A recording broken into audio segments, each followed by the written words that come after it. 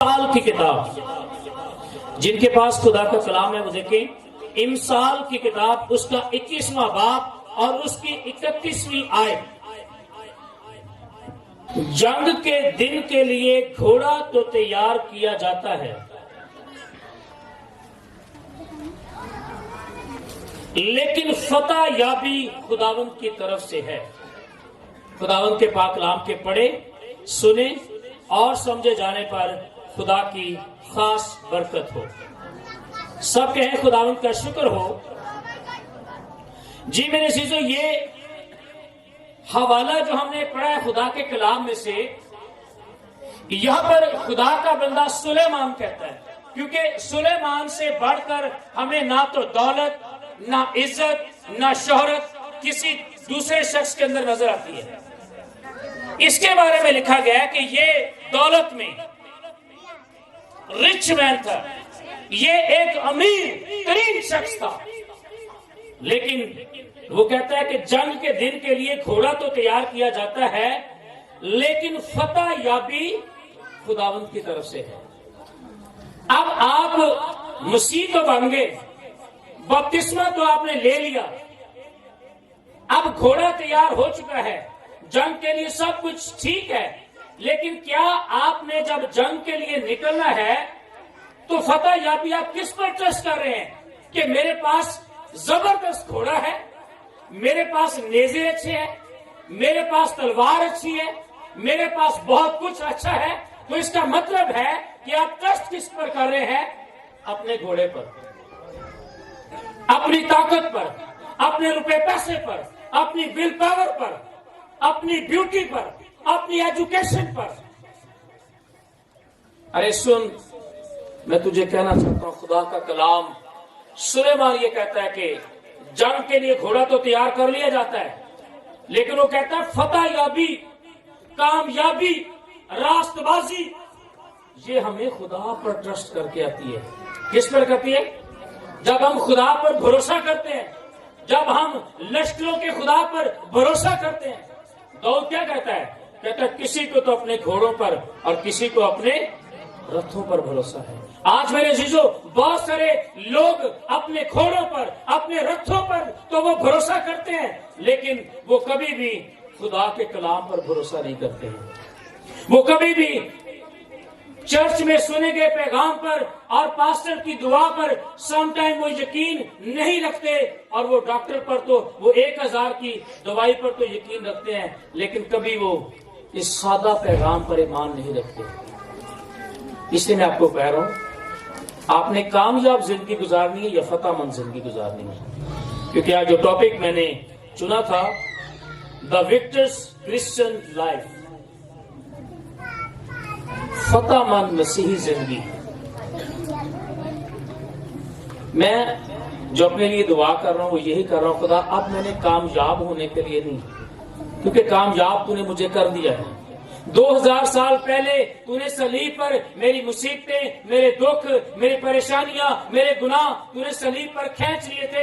اب جو باقی زندگی میں نے گزارنی ہے وہ کامیاب ہونے کے لیے نہیں گزارنی، بلکہ میں نے مسیحی فتح مند زندگی گزارنی ہے۔ اور یاد رکھیں میرے عزیزو، فتح مند زندگی جو ہے یہ دنیا پر نظریں لگانے سے نہیں آئے گی، یہ خدا کی حضوری میں بیٹھنے سے، خدا کے کلام پر نگاہ رکھنے سے، فاسٹنگ میں، پریئر میں، راست بازی میں اور دعا میں آئے گی۔ اور جب آپ ایسا کریں گے پھر کامیاب نہیں ہوگے، بلکہ خدا کہتا ہے میں باعث سے برکت تجھے بناؤں گا۔ آمین۔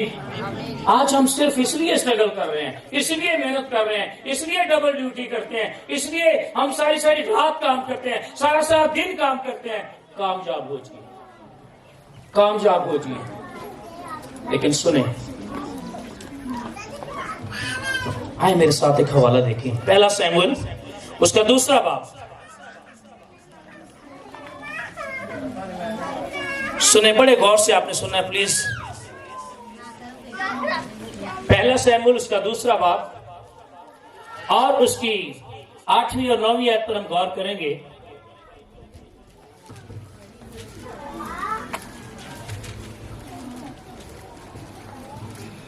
آٹھویں آیت میں یوں لکھا ہے، وہ غریب کو خاک پر سے اٹھاتا ہے. کہاں پر سے اٹھاتا ہے جی؟ اب بائبل مقدس بیان کرتی ہے کہ وہ غریب کو کہاں سے اٹھاتا ہے؟ خاک پر سے اٹھاتا ہے. کہاں سے؟ خاک پر سے اٹھاتا ہے. اور کنگال کو گھوڑے میں سے نکال کر کھڑا کرتا ہے تاکہ ان کو شہزادوں کے ساتھ بٹھائے اور جلال کے تخت کا وارث بنائے، کیونکہ زمین کے ستون خداوند کے ہیں اور اس نے دنیا کو ان پر قائم کیا. بولو خداوند یسوع مسیح کی، بولو خداوند یسوع مسیح کی. بائبل کہتی ہے وہ غریب کو کہاں سے اٹھاتا ہے؟ خاک پر سے اٹھاتا ہے. تقریب کی کہتا ہے میرے کو ٹائم کو نہیں، میرے حالات ٹھیک نہیں، میں نے چرچ نہیں جانا، میں دعا نہیں کرنی، میں کام کروں یا کیا کروں. سن، خدا کہتا ہے میں تینوں خاک تو مٹی تو چکاؤں گا.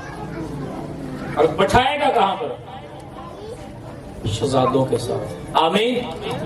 اسی شہزادیاں دے نال بیٹھنا نہیں چاہتے، ہم شہزادوں کے ساتھ بیٹھنا نہیں چاہتے ہیں.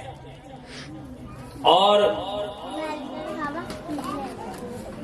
9ویں آیت کے اندر لکھا ہے وہ اپنے مقدسوں کے پاؤں کو سنبھالے رہے گا. وہ اپنے مقدسوں کے پاؤں کو سنبھالے رہے گا، پر شریر اندھیرے میں خاموش کیے جائیں گے. جو خدا پر بھروسہ نہیں نہ کرتے، خدا کا بندہ کہتا ہے شریر کیا ہوں گے؟ وہ اندھیرے میں خاموش کیے جائیں گے، کیونکہ قوت ہی سے کوئی فتح نہیں پائے گا. آج لوگ سمجھ رہے ہیں قوت سے، روپے پیسے سے، ول پاور سے، میری ایجوکیشن سے ہو سکتا ہے خدا مجھے کامیاب کر دے. کامیاب آپ ہو جائیں گے. میں نے پہلے بھی کہا آپ کامیابی کی فکر نہ کریں. آپ چرچ آئیں یا نہ آئیں، آپ دعا کریں یا نہ کریں، خدا کے ساتھ چلیں یا نہ چلیں، کامیاب آپ ہو جائیں گے. کوٹھا بن جائے گا، بچہ بھی مل جائے گا، سب کچھ ہو جائے گا، لیکن وہی بچہ آوارہ ہو جائے گا، وہی کارفنا ہو جائے گا. اس کی وجہ کیا ہے؟ کیونکہ یسوع مسیح نے کہا تم مجھ سے جدا ہو کر کچھ نہیں کر سکتے بیٹا. کیونکہ قوت ہی سے کوئی فتح نہیں پائے گا. یاد رکھیں، ہمارے روپے پیسے سے ہم امیر تو بن جائیں گے لیکن بابرکت نہیں ہوں گے. ہم کامیاب تو ہو جائیں گے اپنی سیلری سے، اپنی زمین سے، اپنے پیسوں سے، اپنے جانوروں سے، لیکن خدا کا کلام ہمیں بتاتا ہے کہ قوت نہ، صرف پیسوں سے کوئی فتح مند نہیں ہوگا.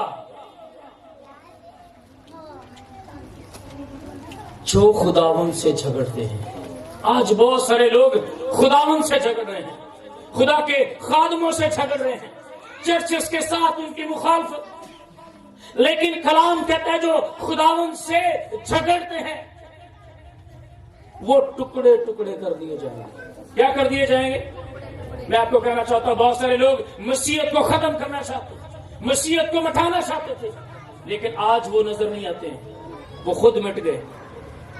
اس کی ریزن کیا تھی؟ کیونکہ کلام میں لکھا ہے خداوند کا نام ہمیشہ اونچا ہے، اس کا کلام آسمان پر اب تک قائم ہے.